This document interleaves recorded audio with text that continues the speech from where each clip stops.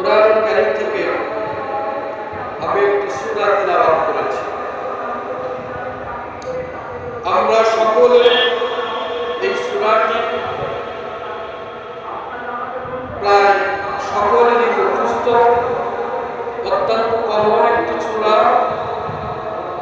বাচ্চা, শিশু বাচ্চাদেরও অনেকের মুখস্থ সূরাতুল ইখলাস।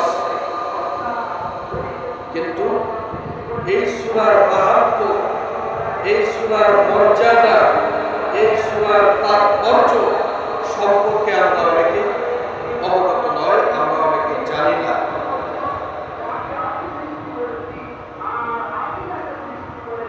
সূরাতুল ইখলাস এমন একটি সূরা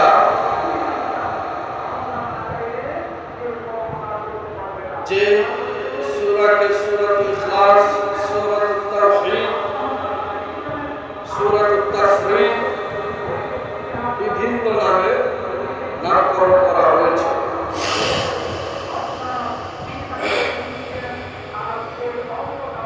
তো এই সূরাতুল ইখলাস, সূরাতুত তাওহীদ, তাওহীদ কেন বলা হয়?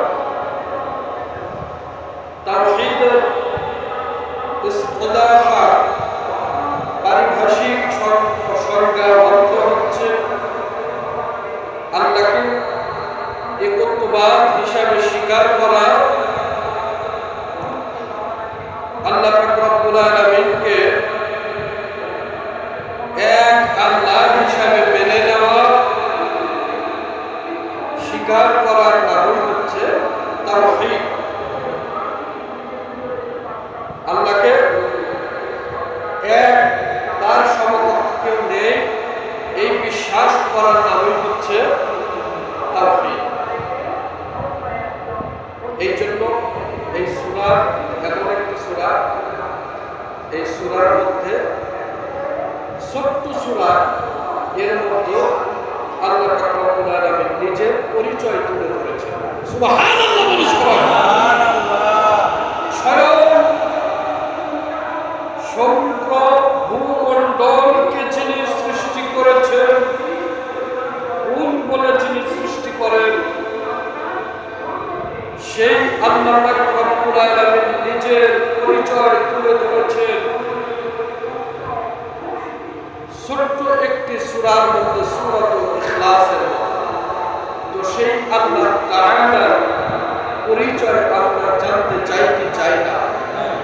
সবাই জোরে বলি, জানতে চাই কি চাই না? আমরা সবাই আল্লাহর পরিচয় জানতে চাই এবং এক আল্লাহর ইবাদত আমরা করতে চাই, ঠিক কিনা?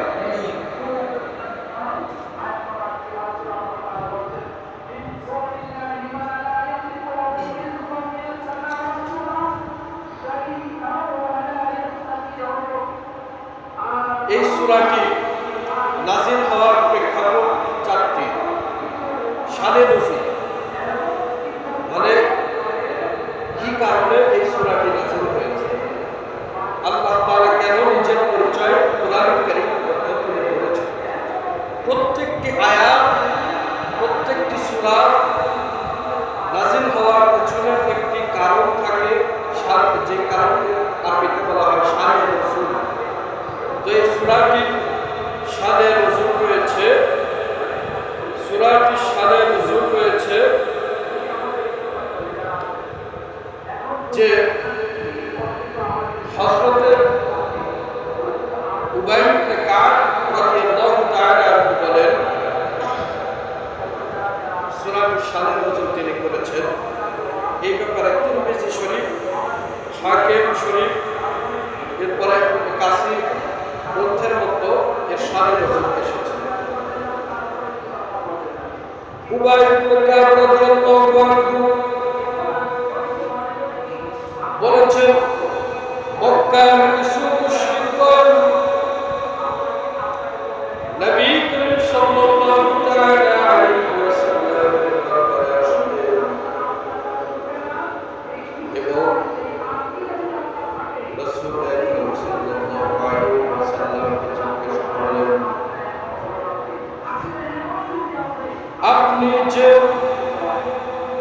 প্রতিপালকের ইবাদত করেন, আপনি যে আল্লাহর ইবাদত করেন তার বংশ তালিকা, তার বংশের সাজারা, তার বংশের তালিকাকে আমাদের প্রদান করুন। আমরা তার বংশ সম্পর্কে জানতে চাই। চিৎকার দিয়ে বলুন নাউজুবিল্লাহ। আল্লাহর কি কোনো বংশ আছে?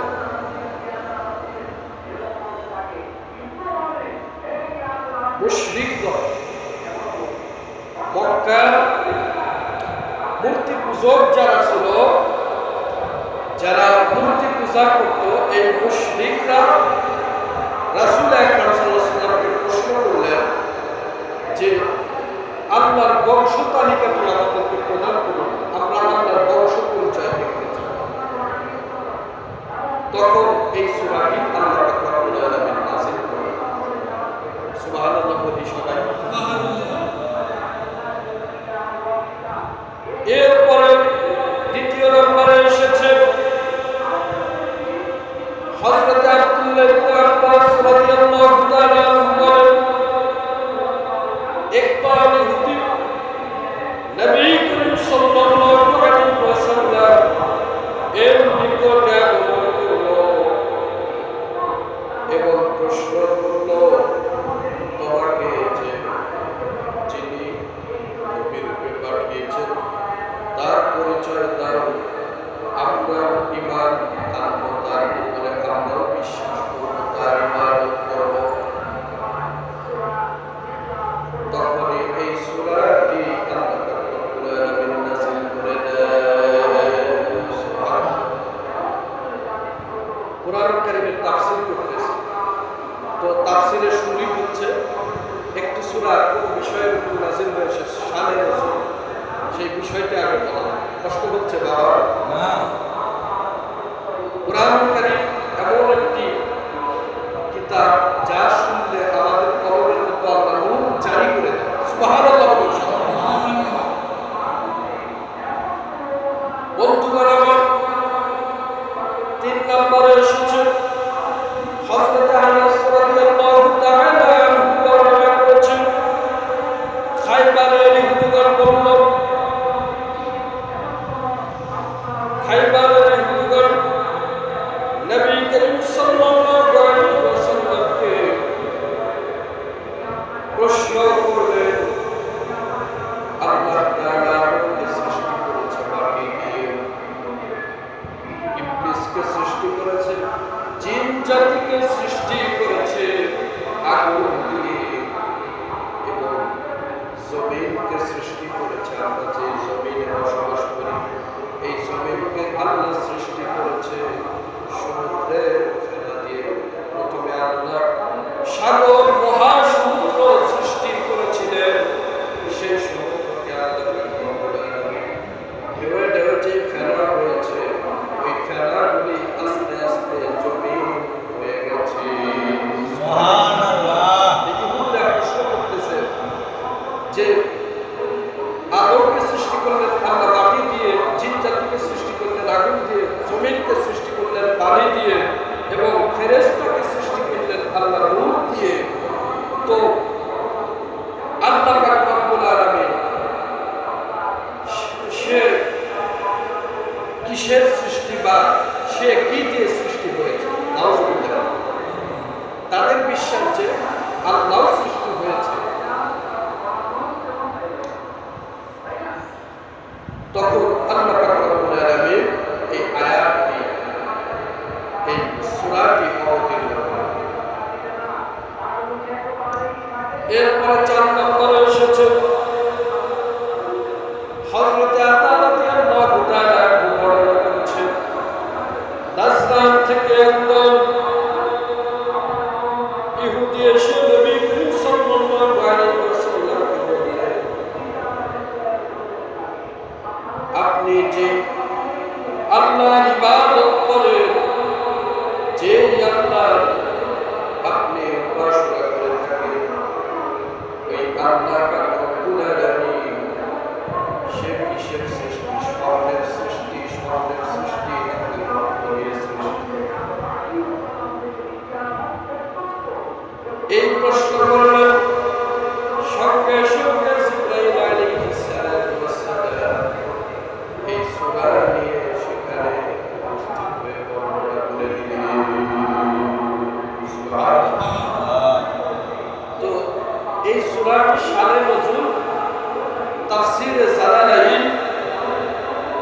থেকে পড়ে দেখলাম এই সূরাটির শানে নজুল হচ্ছে 4টি। মূলত এই সূরাটি নাযিল হয়েছে মক্কায়, কিন্তু এই সূরাটি নাযিল হয়েছে মক্কায়, কিন্তু এই সূরাটি বিভিন্ন সময় ইহুদিরা রাসূল সাল্লাল্লাহু আলাইহি ওয়াসাল্লামকে প্রশ্ন করেছে, তখন রাসূল সাল্লাল্লাহু আলাইহি ওয়াসাল্লাম এই সূরাটি তেলাওয়াত করে তাদের প্রশ্নের জবাব প্রদান করেছে। সবাই একে বসে দ্বিতীয় কাতারে বসে ইনশাআল্লাহ।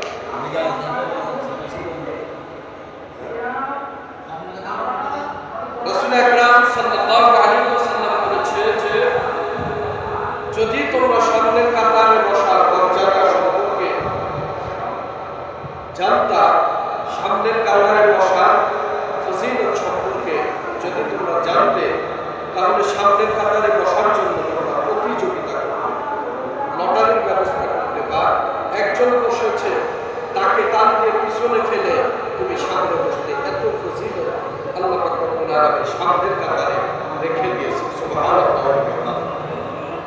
এবং যারা সব সময় দ্বীন ইসলামের কাজে আগে আগে অগ্রসর থাকবে, আল্লাহ পাক রব্বুল আলামিন তাদেরকে জান্নাতের মধ্যে আগে আগে প্রবেশ করাবে।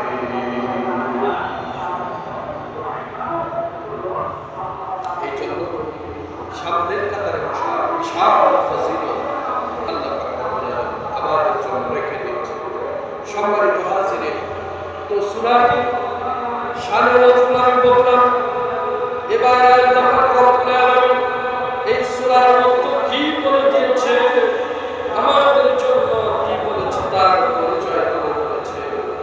এবার আমরা এই সূরাটি তেলাওয়াত করব। আল্লাহ পাক রব্বুল আলামিন বলেছেন, কুল হুয়াল্লাহু আহাদ আল্লাহুস সামাদ, লাম ইয়ালিদ ওয়া লাম ইউলাদ ওয়া লাম ইয়াকুল লাহু কুফুওয়ান আহাদ। আল্লাহু আকবার। জোরে আওয়াজ দিয়ে বলুন, আল্লাহু আকবার। আল্লাহু আকবার। আল্লাহ পাক রব্বুল আলামিন বললেন, কুল, হে রাসূল আপনি বলে দিন, হুয়াল্লাহু আহাদ, আল্লাহ তাআলা এক ও অদ্বিতীয়। আল্লাহ এক ও অদ্বিতীয়, তার কোনো শরীক নেই, তার কোনো বংশধর নেই।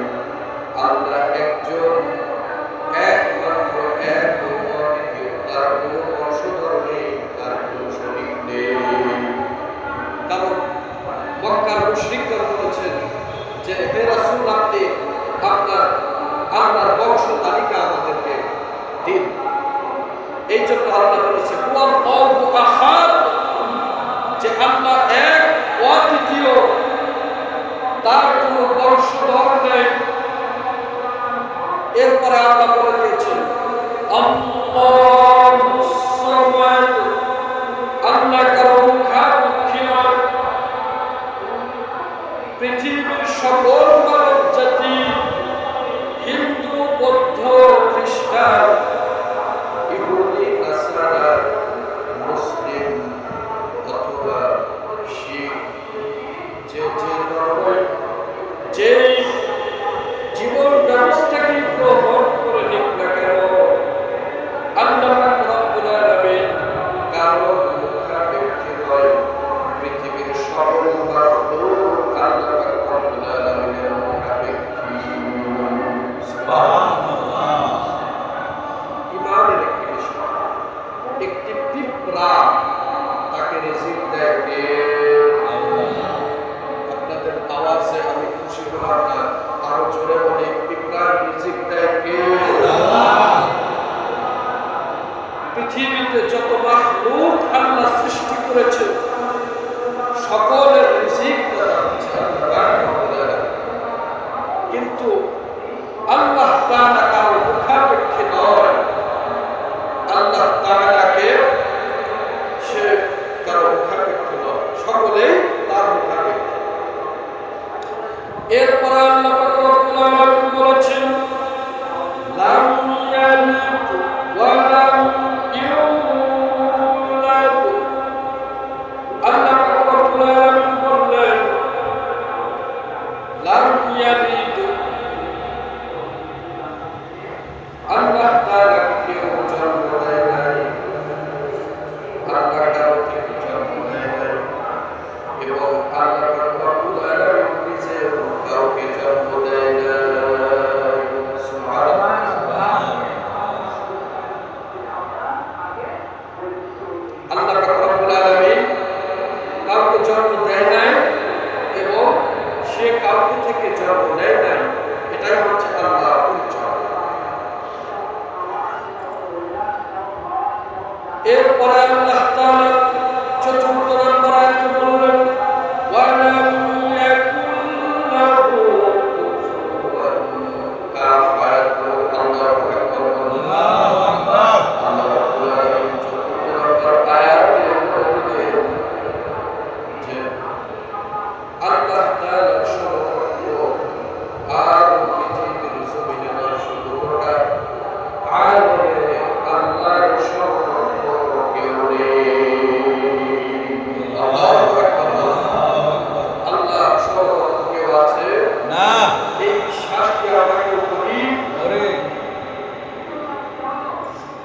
আল্লাহ তাআলার সমকক্ষ কেউ নেই, আল্লাহর সমকক্ষ কেউ নেই, এই বিশ্বাস আমরা কেউ করি না। কারণ রাসূল পাক সাল্লাল্লাহু আলাইহি ওয়াসাল্লামের জীবদ্দশায় যে অলৌকিক ঘটনাগুলো ঘটেছে সেগুলো হচ্ছে আল্লাহর পক্ষ থেকে মুজিজা, সেগুলো আল্লাহর পক্ষ থেকে মুজিজা। আর আউলিয়া কিরামের সময় বেলায়েত এখন তো নবুয়তের যুগ চলতেছে, যদিও শেষ জামানা চলতেছে। এরপরে এখন বেলায়েত, এই যে আউলিয়া কিরামের বেলায়েত, আউলিয়া কিরাম যারা রয়েছে এরা যা কিছু এদের মাধ্যমে যা কিছু আল্লাহ ঘটিয়েছে, পূর্বে শাহজালাল, শাহ কোরআন, মিরপুরে শাহ আলী রহমাতুল্লাহ আলাইহি সহ 360 আউলিয়া কিরামের মাধ্যমে যে অলৌকিক ঘটনাগুলি আল্লাহ ঘটিয়েছেন, এগুলাকে বলা হয় হচ্ছে কারামাত। এগুলাকে কি বলা হয়? কারামাত। এই জন্য বিষয় হচ্ছে যে এগুলা কারামাত। আমরা এটাই বিশ্বাস করে থাকি, আমরা এইরকম বিশ্বাস করি না যে একজন ওলি সে স্বয়ং আল্লাহ এবং একজন আল্লাহর সমান, এইরকম কি কেউ বিশ্বাস আমরা করি না? আওয়াজ দিয়ে বলি, এই বিশ্বাস কেউ করি না। যদি অপবাদ দিয়ে থাকে, যদি কেউ আমাদের উপর এইরকম অপবাদ দিয়ে থাকে যে আমরা একজন ওলিকে, আল্লাহর খাঁটি বান্দাকে আমরা তাকে আল্লাহ বলে থাকি, এই অপবাদ দেওয়ার কারণে আল্লাহ ওই ব্যক্তির সমস্ত